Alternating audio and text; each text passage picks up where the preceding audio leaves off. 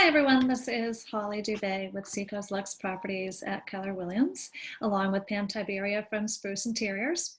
And thank you so much for joining us for week 2 of Spruce Up Your Quarantine.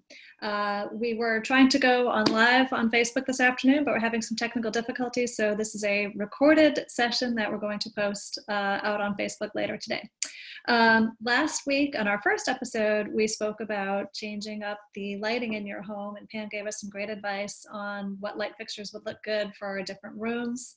And I found it very helpful. I hope you all did as well. If you didn't catch that, that is still on our Facebook pages. The live recording of that meeting is still out there. Today, we're talking about one of my favorite topics, and that is paint color inside your home. So if you're thinking of selling your home and you want to spruce things up a little bit and make your rooms give your rooms a new, fresh, clean look, Pam has some really wonderful advice on choosing paint colors. Even if you're not selling your home, if you're quarantined in your home and you're tired of looking at the same 4 walls, or maybe it's just maybe you haven't painted your house since the 90s, it might be time to freshen things up. So Pam, thank you so much for joining us again on Spruce Up Your Quarantine. So I'm going to start with a question. Do you typically recommend to folks who are selling their homes, do you recommend that they paint the inside? I do for more than one reason. Number one, color is it's such an influencer in consumer behaviors. I think it affects, I guess I would say about 80 to 85% of buyers make decisions based on colors, and it really sticks in people's memories. So you want to create a good color association in someone's memory. You don't want them saying, oh my God, that yellow house, remember that yellow house, or oh, the one with the orange bathroom. Instead, if they have a positive association with those colors, they'll have a positive memory of the home. So that's one reason why color is so important, so that your home stands out in a good way. Beyond that, it's the cheapest and quickest way to make a house feel fresh and clean and cared for. Getting rid of those, nicks and dings in the trim and then the drywall, it makes a huge difference on buyers' sort of view of a home as being well maintained. They want to have that confidence in a house that looks fresh and good. Paint does that. It absolutely does. And it makes the buyer feel like they can move right into that house and not have to go around and change every room. Right. Makes a huge difference. What color advice do you have for people who are thinking of selling their home? So unfortunately, the news is still the same. We still are leaning towards neutrals in the staging context, because those light muted neutrals are the colors that most people can move right into, and that's what we want them to do as prospective buyers. We want as few roadblocks as possible. We don't want them to be thinking, I love the house, so I don't have to paint the whole thing because it's just not me. If we choose a safe muted neutral, most people will accept that and be able to move into that for the time being, and then they can begin to personalize it. Bold colors, overpowering colors, dark colors tend to have the opposite effect on people. And they also photograph really hard. So putting those pictures of those homes out there with, bright yellow, bright green, the photographer's lens and camera flash really magnifies and intensifies that color. So it's just nice to lead with a nice, soft, muted neutral. True. And I think I actually learned in one of your staging classes that if you really feel like you want to have a red room, right, you can keep the walls neutral, but use red throw pillows or a red carpet, or, right, exactly, example behind you. If the room reads red, even though it's not actually red, right. So you're getting ready to stage to sell, maybe you change out the pillows, or if they work, you leave them, but you can still feel like you've got a red room without it being red on the walls. 100% through, fabrics, finishes, art. You can have color, but it doesn't have to envelop you or the room. Exactly. Yes. And what specific colors, or can you even recommend specific colors for us? So in the course of a staging consultation, I will leave those sellers with the right specific color for their house. But every house is a little different, and the finishes that are inside of the homes are in all different combinations. And by finishes, I mean countertops, carpeting, tile, woodwork, wood tones. So when I'm recommending a specific colors, it's usually a color that kind of fits in with the general lane or color story of that house to begin with. And it's going to be a light muted neutral, but which one, you say? I find that houses are they're in two kind of categories, and I have to credit Christy Barnett, the decorologist, follow her on Instagram, with sort of this categorization. It's what we've been saying all along.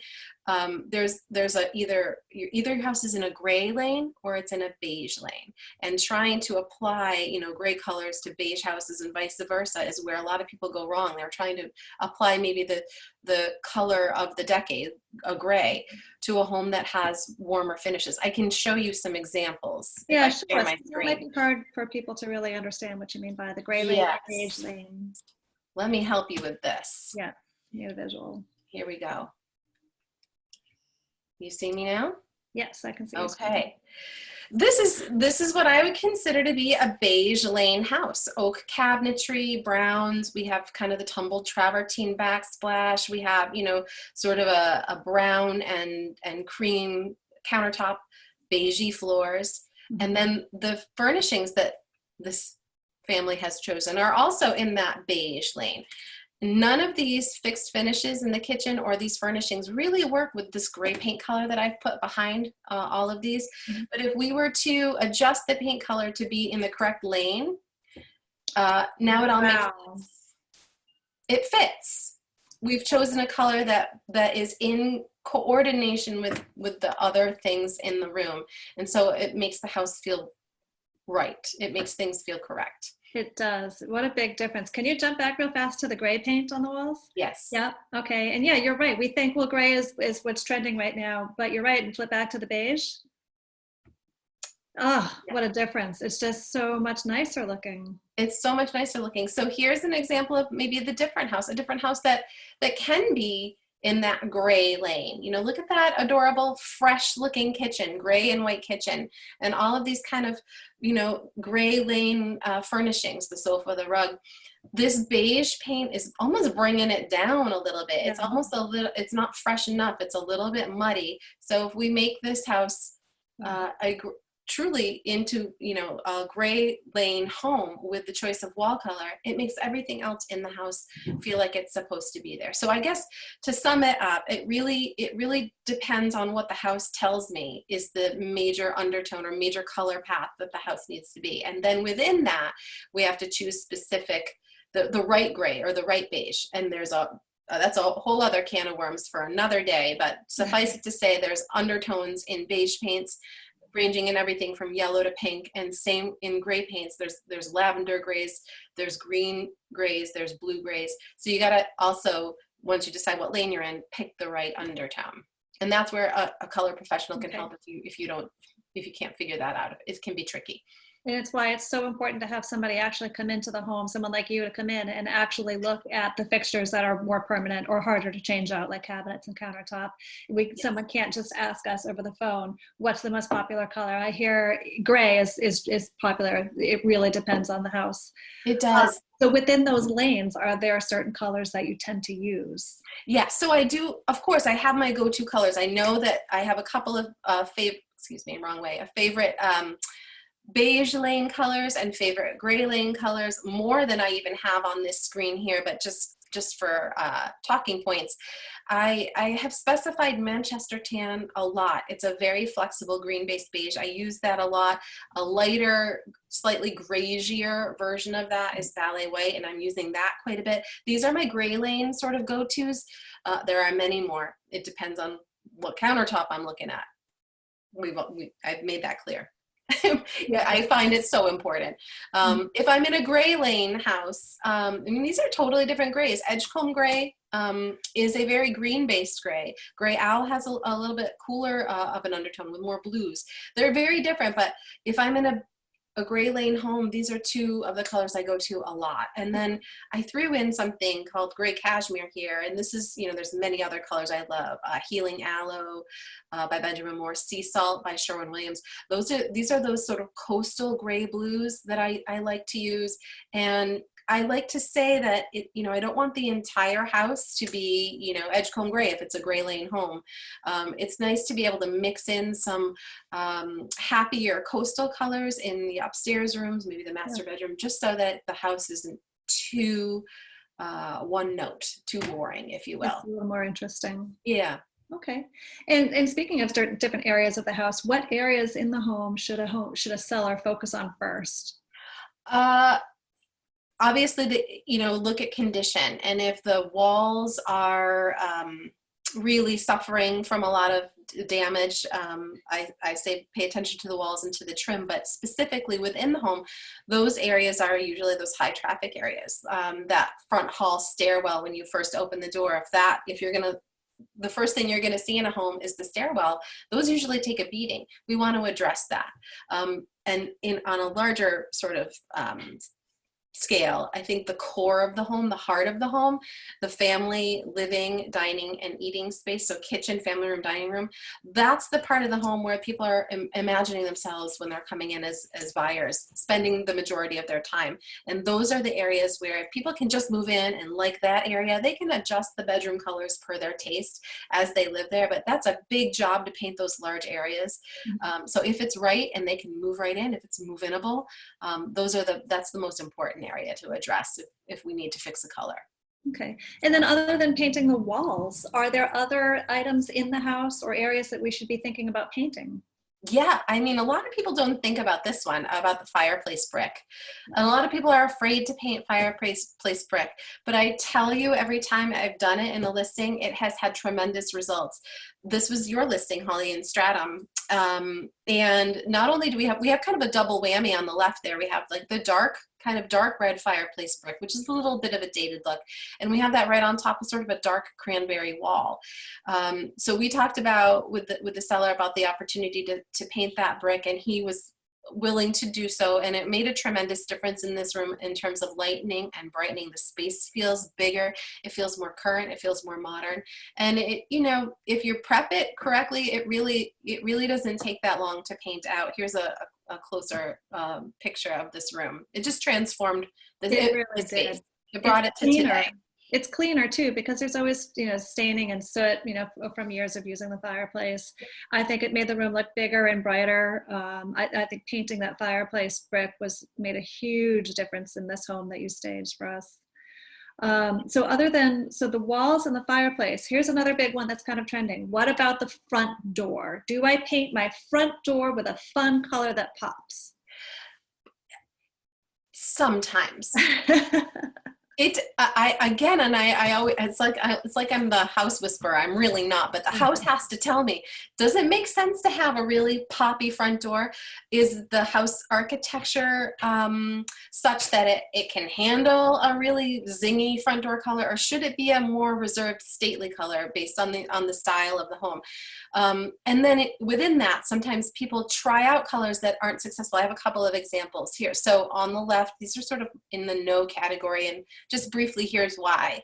This top picture, a sort of a greenish blue body color and kind of a dusty purple door color. In my mind, I mean, they aren't offensive together, but in my mind, neither one does the other justice. I don't think this door color does this body color any justice. They're almost too close in color to really have that pop effect that you kind of want a front door to have. So, I think this door would have been better even in the white trim color, or something a little bit more related to the body color.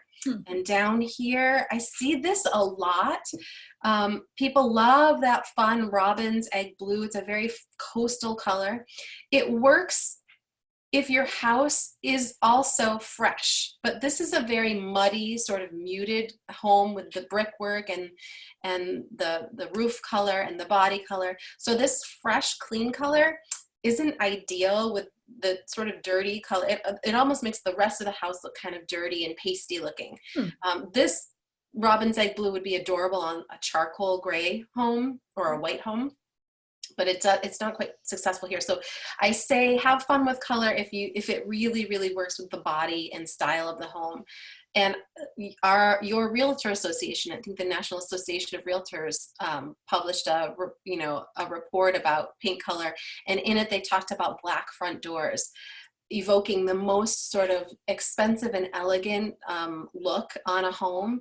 And I think it's true. I think it's a fail-safe. It's not really exciting, but a black door, particularly on a white home in this example, can really have a high-end look that I think gives people sort of a interest factor to a Right. home. So it's a Very good option.